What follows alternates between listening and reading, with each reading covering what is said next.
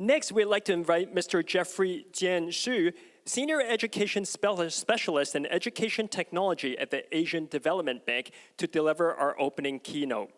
He will provide a macro perspective on teacher professional development in the Asia-Pacific region. Mr. Xu, please.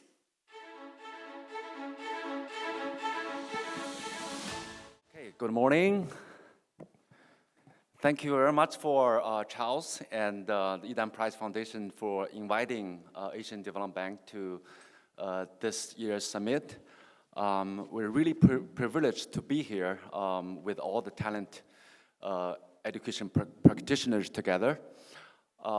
In Charles' speech just now, talk about 3 teachers. I'm really touched about that.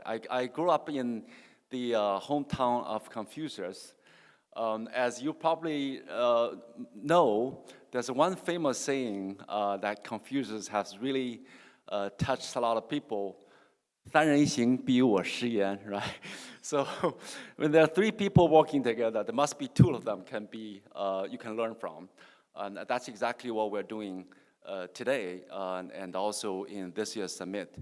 Asian Development Bank has 68 members. Out of that, 49 members are in Asia Pacific. So we're really targeting the learning, making sure no one is left behind, especially in the low and medium income countries. Okay, so first, I think we want to say the concept of learnability. ADB recently published a book called Empowering a Learning Society in the Age of Disruption. And as you can see, Picasso, in the span of 90 years, has reinvented himself several times. Well, the question is, for our education system, can we reinvent ourselves in the midst of all the challenges and the crises that we're facing today? What are the opportunities that we could have to support our countries, especially in the lower of the pyramids? So we look at, so globally, the learning crisis has impacted the most, most poorest countries, right? 7 out of 10 countries were 7 out of the 10 children will not be able to learn basic primary skills, and that's the challenge we are facing. And we're also facing the dropout of the 84 million children will drop out of school. So this is the challenge we're facing in Asia Pacific.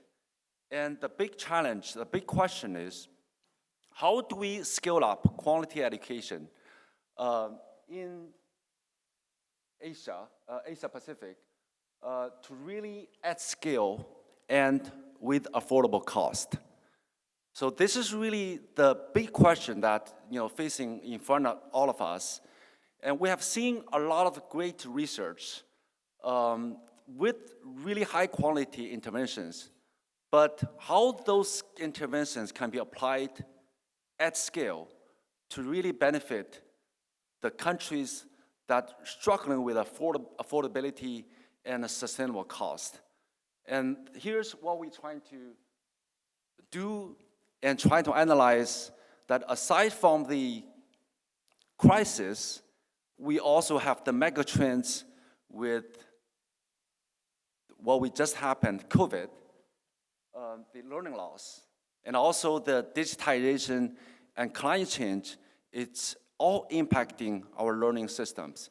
And if we look at the learning systems, we have the teaching and learning, we have the governance, and we have the resource and the funding part. So how do we reinvent our systems to really support our education ecosystem? And so today's session will focus a bit more on teaching and learning, especially in teachers.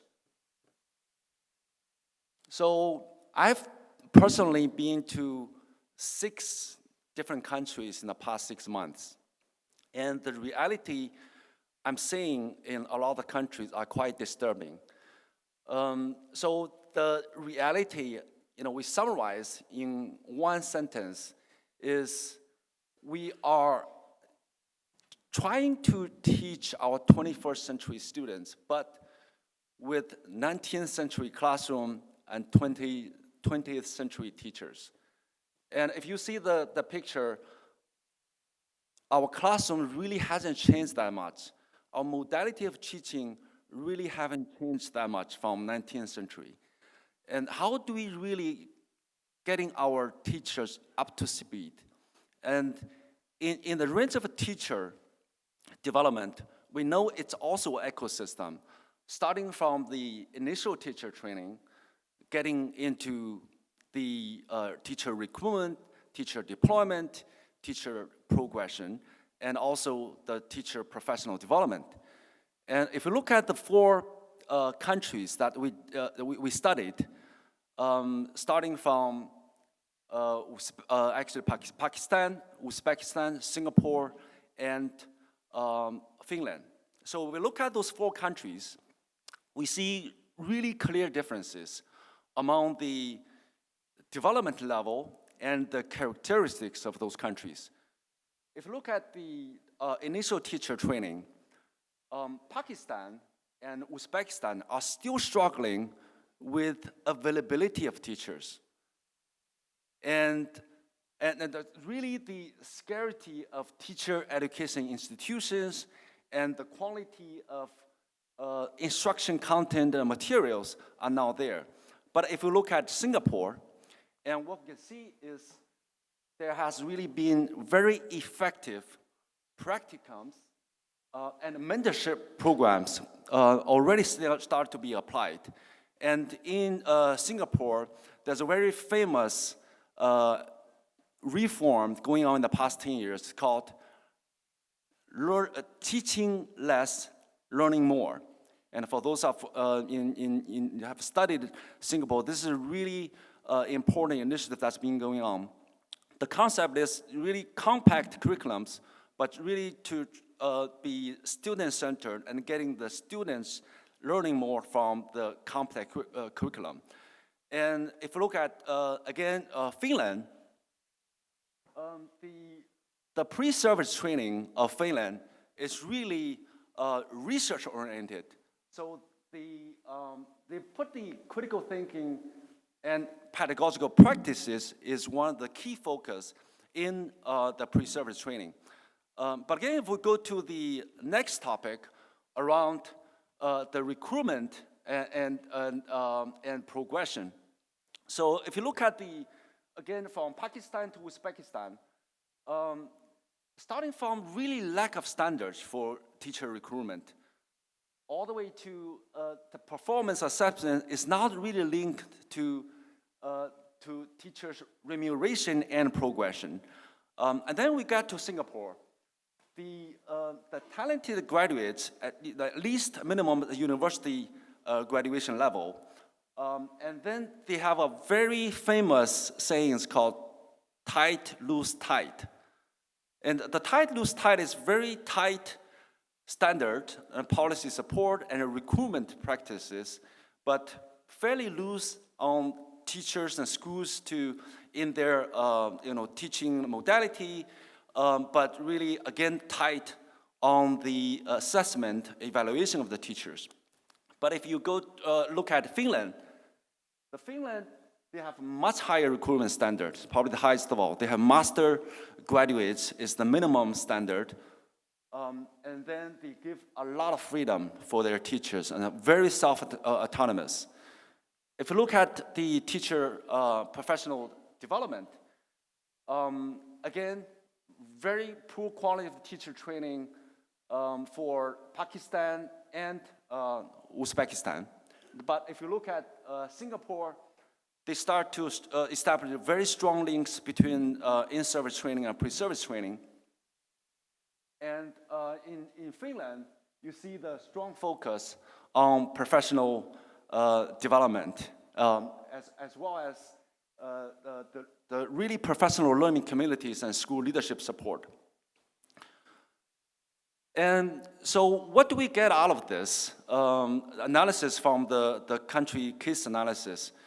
So if we look at the picture, I think we are all, it's pretty clear that if we look at the development stage from initial to all the way to really mature, I think it's not hard to understand that when we try to apply all the practices, the interventions that really work well on a professional athlete, on an adult, if you try to simply copy this to an initial stage, which is really, we're talking baby, we're trying to get them to walk, to establish the minimum standard, it's really hard. But what we're seeing is a lot of our, quite a few of our developing countries, they're trying to copy, for example, the practice from Finland directly, starting from copying the curriculum to, actually the textbooks, and then the curriculum, and then a lot of the teacher practices and their training materials, and then when they found out how we can copy all the teachers with master degree graduates, very research-oriented, and very self-autonomous. So this is one of the important concept we're trying to support our developing member countries. And the second piece is holistic development versus siloed development. If we look at the ecosystem, look at the teachers, students, the government policy support, and the infrastructure. So look at all the dimensions and the 5 key pillars in the education ecosystem. We really want the balanced development versus a very siloed development. When you heavily invest just on one pillars, that really cannot get you the return on investment when you are missing out the other key pieces in the ecosystem. And this is actually putting everything together. If you look at the focus on teacher development on the 3 key dimensions we just talked about, the challenges, the characters we see from the 4 different stages are quite different. And that's how we have to apply a lot of our research, a lot of our interventions to be really contextualized to where the countries are, their current status, to be effective and to be staged and holistic in our development. And lastly, I want to quickly go through the ADB support. So our president recently announced that ADB's support for education will be growing from 5% of the portfolio into 10% of the overall portfolio. And out of the portfolio, if you look at the current ongoing project, $6 billion funding goes to supporting the 5 regions in Asia Pacific. The biggest is South Asia, followed by Southeast Asia and Central West Asia. And then if you look at across all the subsectors we support, the biggest subsector is actually TVET, and then followed by secondary education and primary education and higher education. And so again, with all the support, with all I think that really the talented community that Yidan Prize Foundation has really helped us to set up, hopefully we can really work together to really transform and rethink the way we help our countries and developing member countries in Asia Pacific to rethink the way to really grow from a staged, from a holistic development to ensure learning for all and no one left behind. And that's the end of my presentation. And there's quite a bit of case studies and research that we have on our website.